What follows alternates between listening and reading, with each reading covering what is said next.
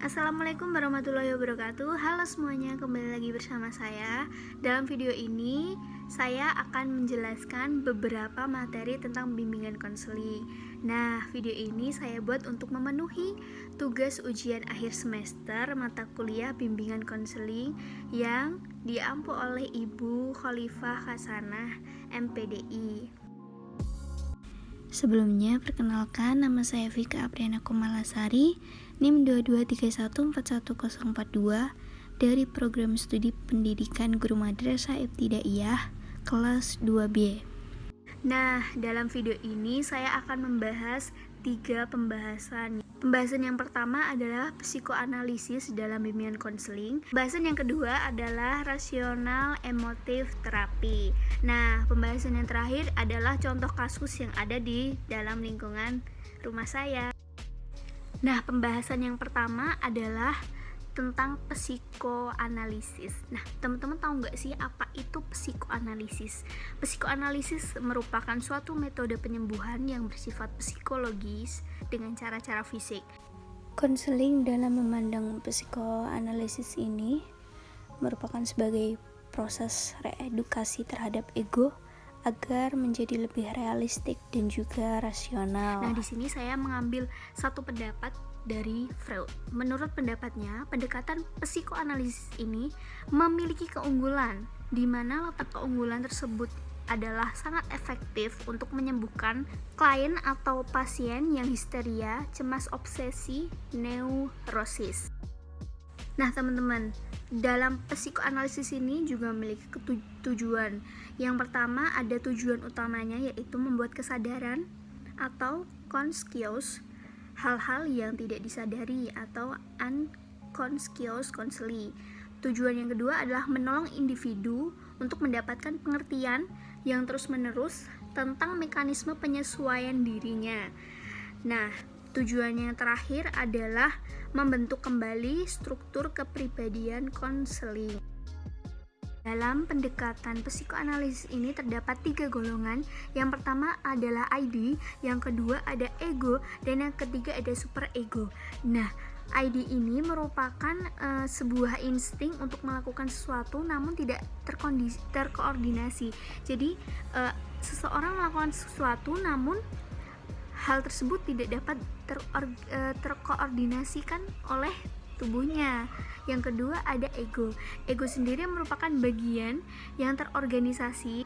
Karena ID tadi merupakan sesuatu atau perilaku yang tidak dapat terkoordinasi, maka ego ini merupakan sesuatu yang dapat memenuhi ID untuk melakukan perbuatan sesuatu yang dapat diterima oleh sosial masyarakat. Yang terakhir ada superego.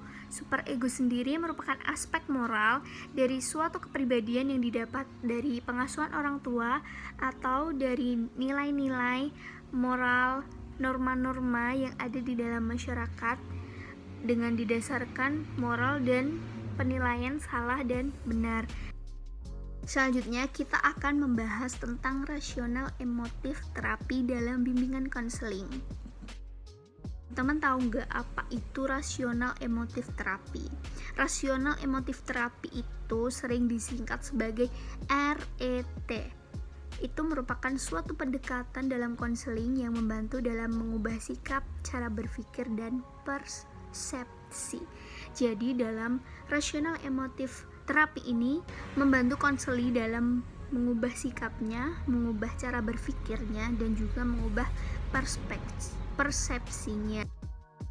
Rasional emotif terapi atau yang sering kita singkat RET ini memiliki sejarah berkembang. RET ini pertama kali dikembangkan oleh Albert Ellis pada tahun 1955 dengan disebut pendekatan terapi rasional atau RT.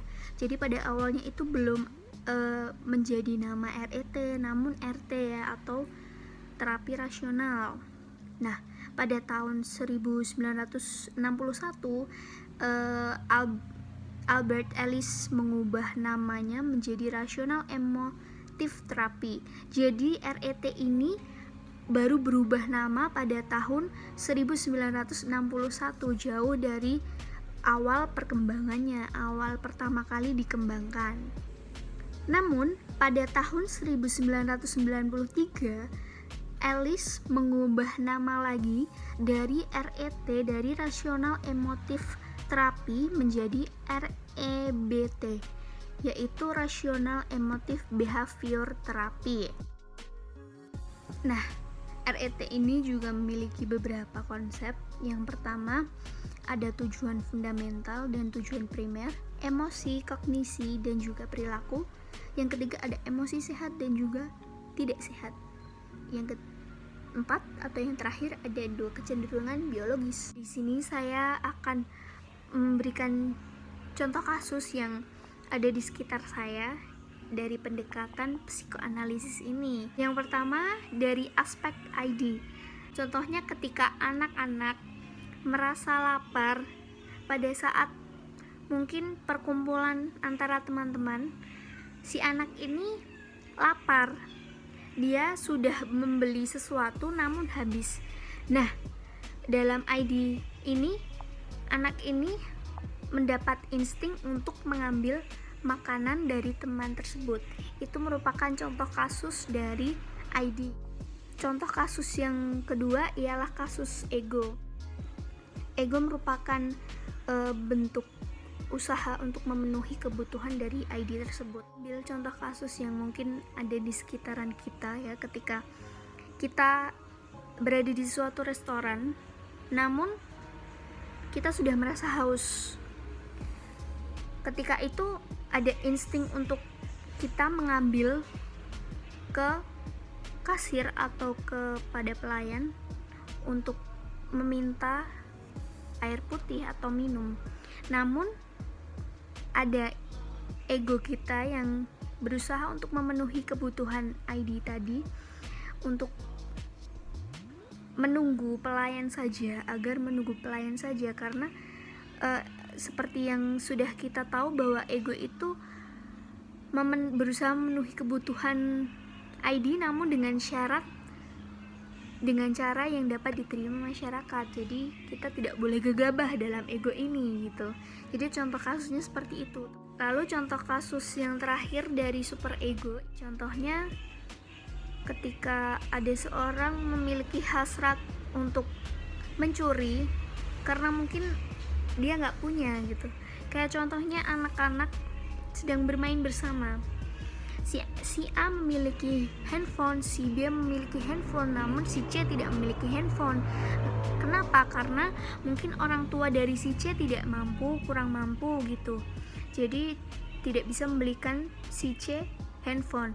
Nah, di sini pasti si C memiliki hasrat. Dari super ego ini, si C memiliki hasrat untuk mencuri agar dia juga punya handphone seperti teman-teman yang lain. Namun dari super ego ini, si C memiliki pikiran benar atau salah. Nah, dimana mencuri itu adalah perbuatan yang salah, jadi itu tidak akan dilakukan oleh si C. Jadi itu adalah contoh kasus dari super ego. Nah, selesai sudah 2 materi yang saya sampaikan tentang pendekatan psikoanalisis dan juga pendekatan RET atau Rational Emotive Therapy. Terima kasih semuanya, semoga apa yang saya sampaikan sampai benar ke teman-teman semuanya dan semoga bermanfaat. Mohon maaf jika dalam menjelaskan tadi saya banyak salah kata atau salah kalimat, mohon dimaafkan. Terima kasih atas apresiasinya. Wassalamualaikum warahmatullahi wabarakatuh. Dadah.